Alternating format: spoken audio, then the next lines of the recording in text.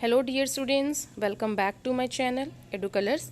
आज हम इस 6 क्लास की वर्कशीट में पढ़ेंगे सामाजिक विज्ञान की भूगोल की वर्कशीट नंबर 31। और ये वर्कशीट आपको 5 फरवरी को मिलेगी। चैप्टर है हमारा देश भारत।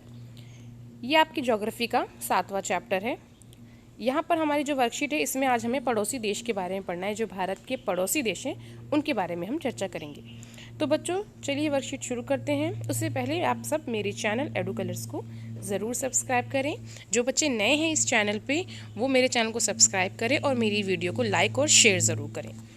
अब हम पढ़ते हैं कि आज की वर्कशीट में क्या दिया हुआ है। यहाँ पर आप देखेंगे भारत का मैप दिया हुआ है, ठीक है, और इसके पड़ोसी देशों को यहाँ पर दर्शाया गया है। तो हम ये देखेंगे कि भूमि के रास्ते से पहले यानी स्थल सीमा के रास्ते से भारत के कौन कौन से देश जो हैं वो उसके टच हैं और पड़ोसी देश कहलाते हैं।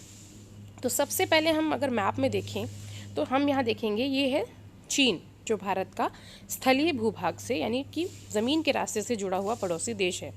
ओके, फिर पाकिस्तान, ठीक है, 2 हो गए, नेपाल 3, भूटान 4, म्यांमार 5, बांग्लादेश 6, ठीक है।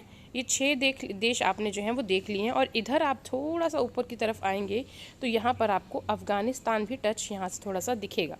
तो कितने देश हो गए हमारे टोटल बच्चों? हमारे 7 देश जो हैं वो भूभाग से यानी कि ज़मीन के रास्ते से जो हैं वो भारत से एक तरीके से टच हैं।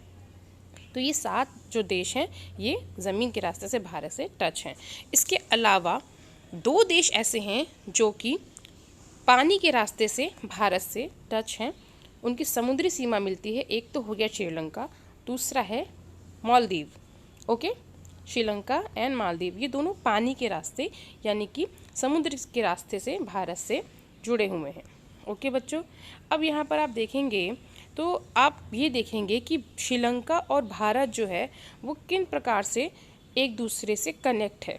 तो यहाँ पर अगर मैं जूम करके दिखाती हूँ, ये जो आप एक कनेक्टिविटी देख रहे हैं यहाँ पर ये जो कनेक्टिविटी देख रहे हैं इसको कहते हैं पाक जल संधि। पाक जल संधि, संधि का मतलब होता है 2 चीज़ों को कनेक्ट करने वाला, जोड़ने वाला। ओके, इसे कहते हैं पाक जल संधि, जो कि पानी के रास्ते से भारत से जुड़ी हुई है, ठीक है, श्रीलंका का। इसको यहाँ पर आप देख सकते हैं, पाक जल संधि श्रीलंका को भारत से पानी के रास्ते से कनेक्ट करता है, ठीक है। एक बहुत हल्का सा एक स्ट्रेट कहते हैं इसको, और ये कनेक्ट है। अब हम बात करते हैं राजनीतिक एवं प्रशासनिक विभाजन की। तो आप यहाँ देख सकते हैं भारत का मैप दिख रहा है आपको, जिसमें भारत के 28 राज्य व 8 केंद्र शासित प्रदेश इसमें दर्शाए गए हैं और प्रत्येक राज्य में उनकी राजधानियों को भी दर्शाया गया है। तो अब हम पढ़ते हैं कि भारत जो है वो एक विशाल देश है जिसमें 28 राज्य व 8 केंद्र शासित प्रदेश शामिल है। भारत की राजधानी दिल्ली है और ये जो राज्य आप देख रहे हैं, जो हर राज्य हैं ये भाषाओं के आधार पर अलग हुए हैं।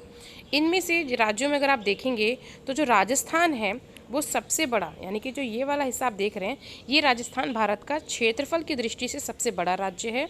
और जो ये गोवा है ये भारत में क्षेत्रफल के आधार पर सबसे छोटा राज्य है। राज्यों को अंदर जिलों में बांटा गया है, ठीक है। तो बच्चों यहाँ पर जो हमारी ये वाली जो वर्कशीट का कंटेंट है वो कंप्लीट होता है। अब यहाँ पर क्वेश्चन दिए हुए हैं, जैसे कि क्षेत्रफल की दृष्टि से भारत का सबसे बड़ा राज्य कौन सा है। तो जो राजस्थान है वो क्षेत्रफल की दृष्टि से भारत का सबसे बड़ा राज्य है, ठीक है। राजस्थान ये वाला जो है राजस्थान भारत का क्षेत्रफल की दृष्टि से सबसे बड़ा राज्य है। पाक जल संधि किन 2 देशों के बीच में है? तो अगर आप देखेंगे तो ये आपको यहाँ आंसर दिखेगा, पाक जल संधि श्रीलंका और भारत। ये रहा, श्रीलंका पाक जल संधि को भारत से अलग करती है, ठीक है। तो ये श्रीलंका और भारत इसका आंसर होगा। अगला है भारत में कुल कितने राज्य और केंद्र शासित प्रदेश हैं? तो भारत में 28 राज्य व केंद्र शासित प्रदेश हैं 8, ठीक है। 28 राज्य 8 केंद्र शासित प्रदेश। तो ठीक है बच्चों, यहाँ पर हमारी वर्कशीट कंप्लीट होती है। आई होप आपको ये वर्कशीट समझ में आई होगी। अगर आपको ये वर्कशीट समझ में आई है तो इसे लाइक करें, शेयर करें, मेरे चैनल एडू कलर्स को सब्सक्राइब करना ना भूलें।